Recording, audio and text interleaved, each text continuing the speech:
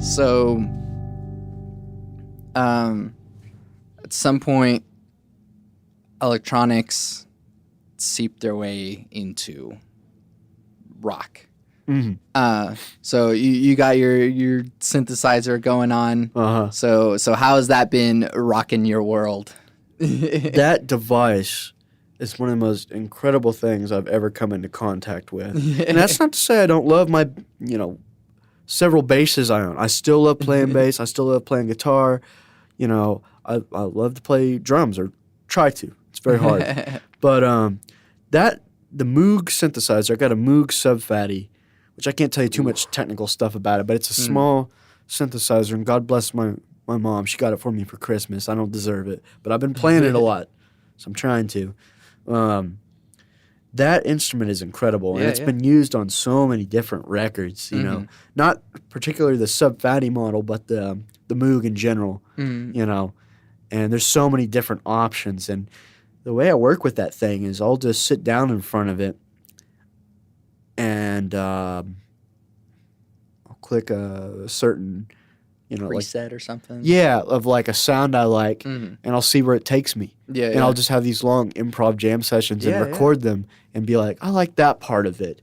Maybe I can do something with that. Yeah. I have to take a picture sometimes of what knobs are turned where. Yeah. There's a song I'm working on called Cold Pipes, and there's a sound I got that sounds like a heating system. And it's very relaxing. It's a very relaxing sound, almost eerie in a way. Mm-hmm. And I had to look at the pictures of my knobs, and I got it kind of close. And it's pretty challenging. So it's kind of a thing where, what you have, if you're improvising with that thing, you're probably not going to get it exactly like you have it, because there's so many damn knobs. I mean, that's a great thing, but it's like I don't know, going into a library and being like, oh, what was that book called? What was that book called? There's something like that, you know, or trying to find a needle in a haystack. It can be challenging, but it's also really fun too, because I had to really listen hard to the frequencies also, and I had to do a few things differently than how I had those knobs. I don't know why, but I had to do a few things differently to get it sounding even remotely close. Mm-hmm. Yeah, well, that's a weird thing about playing with like analog synthesis is that it's alive. Like you're basically like all the different variables that are going on. Like that thing is a living sort of entity, because you like turn a knob this way, and you get a big or whatever. It's as organic as you can get with like an electronic instrument, really. Mm-hmm. Yeah, I mean, the technical side, I don't see.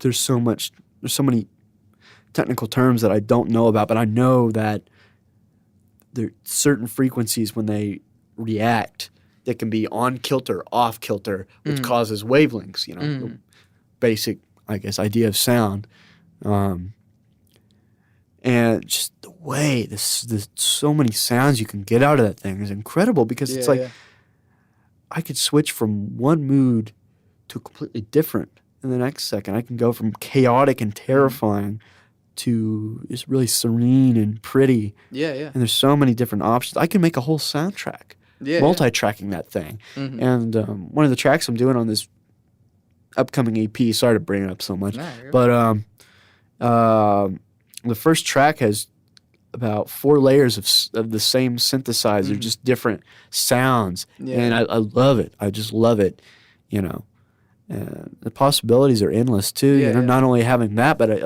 I could, for other songs I have the guitar and bass over that synth. Mm-hmm. So, or percussion. Mm-hmm. So Yeah.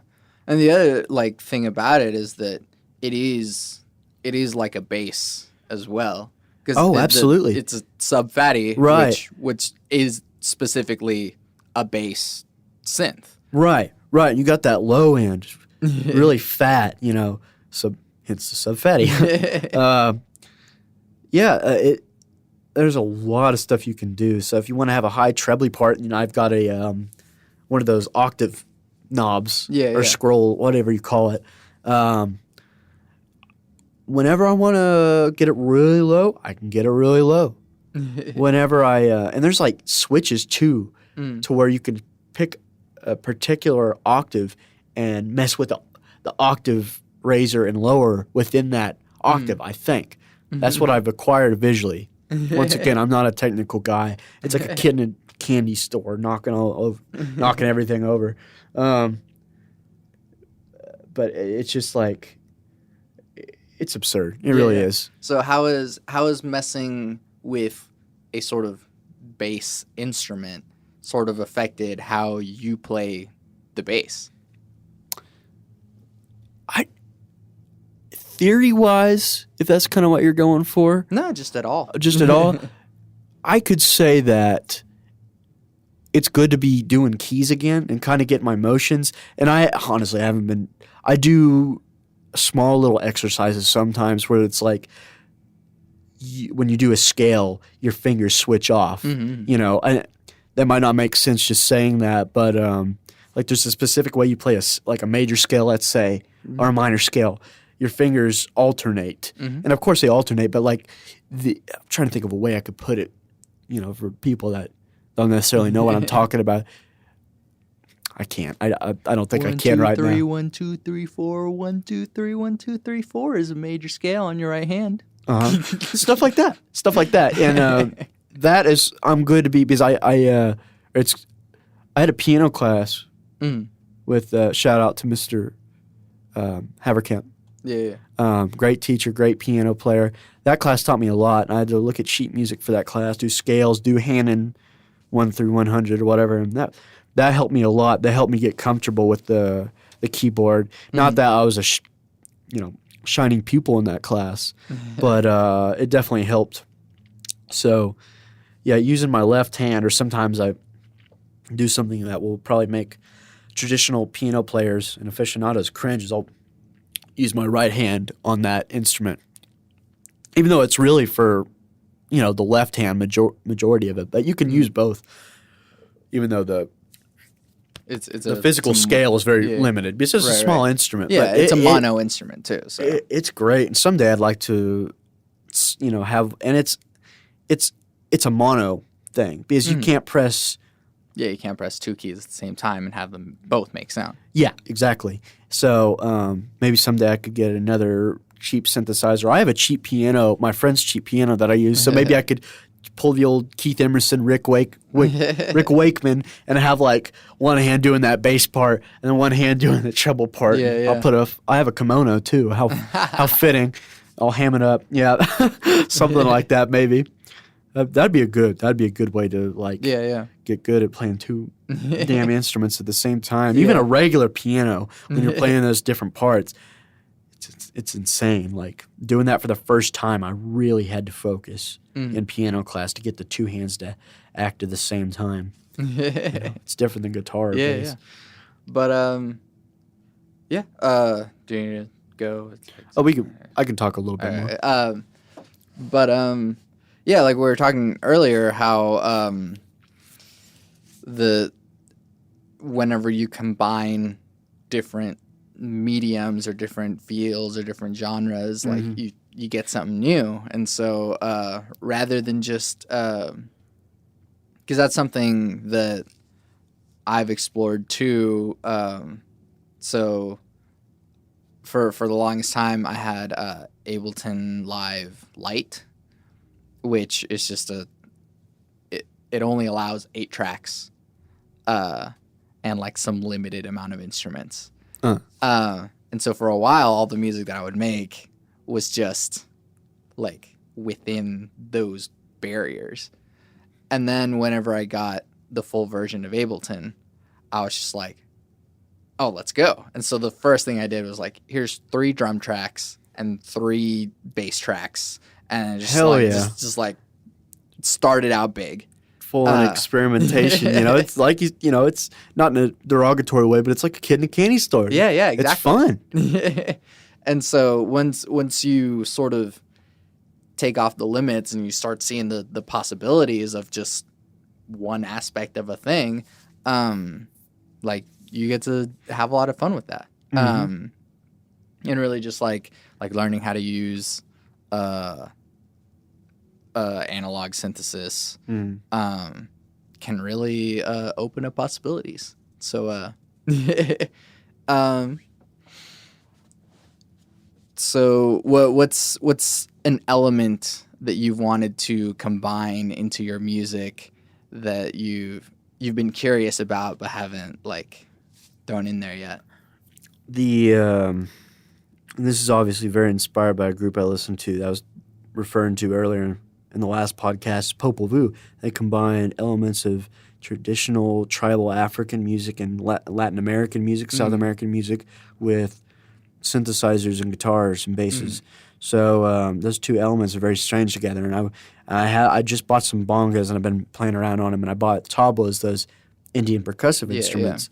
I would like to combine that with the Moog synthesizer and then like, you know, a bass line I can make up or a guitar part or a vocal melody. And I'd just like to combine those different elements and then any other, maybe the aggression of punk or something, or, you know, ambient music too. That's another thing because you can get some strange sounds, you know, just combining different elements. Stuff like that I would like to try, definitely. And I know there's some other stuff I've been thinking about trying that would be like, I don't know, like something like I've always wanted to do you know, doom metal but with sax, like a really gross saxophone in the back. I think that would actually be pretty cool, you know. And I don't know if anyone's done that. I know they've done it with violins and such. Try it, man. Yeah, punk with saxophones work. You know, Stooges, Funhouse. That's an excellent record. That's a big inspiration. That and, you know, prog bands with those saxophones. I like the element of like, great example is Buddha's band, actually. They do like, you know, some pretty evil sounding music, but they have like trumpet and like baritone sax and all these and like bongos and stuff, just playing this evil music, and I love that. I love that sense of it can be heavy, but you don't necessarily have to be like Gent Warrior 3000. You know what I mean? You know, or you know, I mean, you don't have to play metal music to make it heavy. I think heaviness just comes from the way it makes you feel, stuff like that. Yeah. You know, so combining, you know, in a sense, combining strange elements together that may not necessarily go together. But I could be a hack. I'm sure maybe 200 other people have done that already. Oh well, I still want to do it. Sounds fun. Yeah. And at some point you're making stuff your way because you're the only you. Right. Exactly. I'm the only person who touches the instrument in the way, you know, I do. I mean, you can get similar people, but at the same time, you're still the only person who thinks like you do. You're the only person that. Yeah. You know. You know. No, I mean, I look forward to hearing what you got. I think lately I've considering mixing a lot of electronics with acoustic instruments, like because I'm back at main campus working on my master's in composition. So congratulations! That's really cool.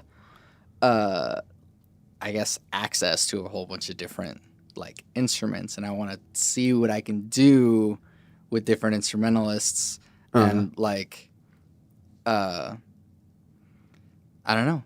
Some people haven't experienced that world over there, and so I'm like, hey, I do music production. Let's fuck shit up. No, hell so yeah. It's like let's take your flute and run it through like 12 amp models and see what happens. Like, you know, that's the way. That is the way to go. Is it? And not for everyone. It's not. You know, like I'm not saying to everyone. You know, oh, go out on this psychedelic journey and, you know, play a sax through you know, the most crappy amp you can find to see what grotesque sound you can give, but never limit yourself. Have fun, explore. And that's another thing is like I want to work with a lot of different musicians. Like here's another thing is like I feel kind of guilty if I have people playing on a project I have, but at the same time, if there's an instrument I haven't mastered yet and I'm working on all this other stuff, you might as well have someone come in, like let's say I need a drum track, I might have to get a session drummer or someone that can play the drums better than I can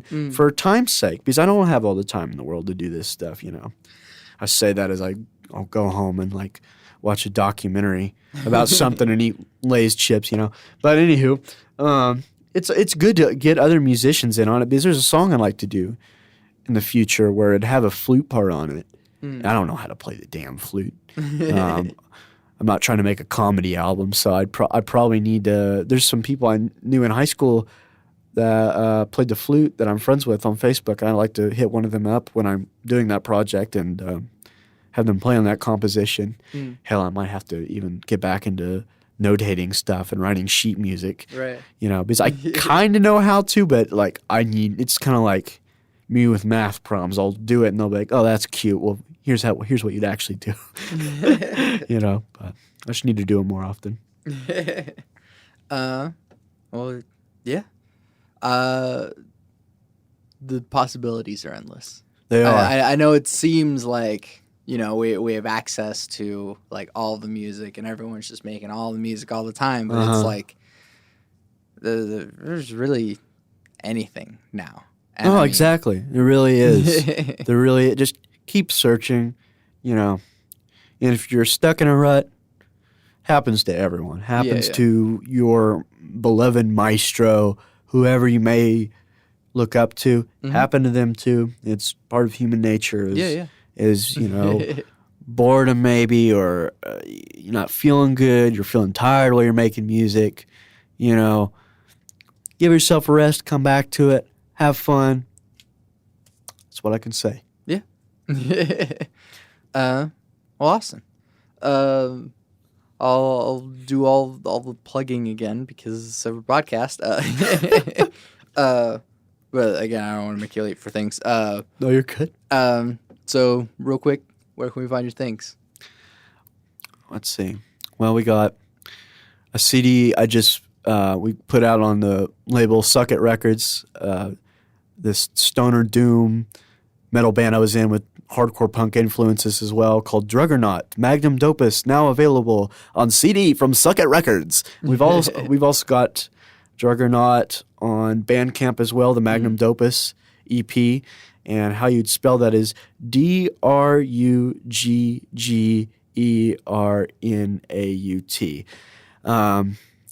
Yeah. And I'm going to be working on I am working on it currently. I'm working on like 4 songs at the same time. Honestly, never do that. Unless you want to drive yourself mad. Gotta get it done somehow. Future EP going to be called Ukraine, that should be coming out in the near future. Awesome. Yeah, that's pretty much it for the in stores now part. Yeah. Cool. Well, I'm Santiago Ramones. I'm Jackson Fritz. You can find everything that I do on my website, santiagoramones.com.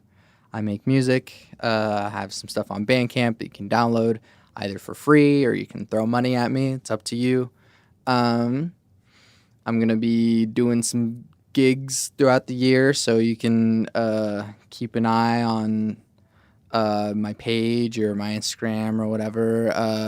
I'll keep you updated, and you'll get to see me scream at you, I guess. I don't really scream that much, but it's funnier to say that.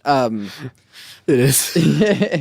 Yeah, and then maybe I'll reel Jackson in to play with me. I'd love to. So yeah. Oh yeah, and also leave reviews, comment on stuff. Let me know what you think about the podcast, and yeah, because I want to know who's listening to this, who's enjoying it, who's not enjoying it. Let me know. Leave reviews, all that junk.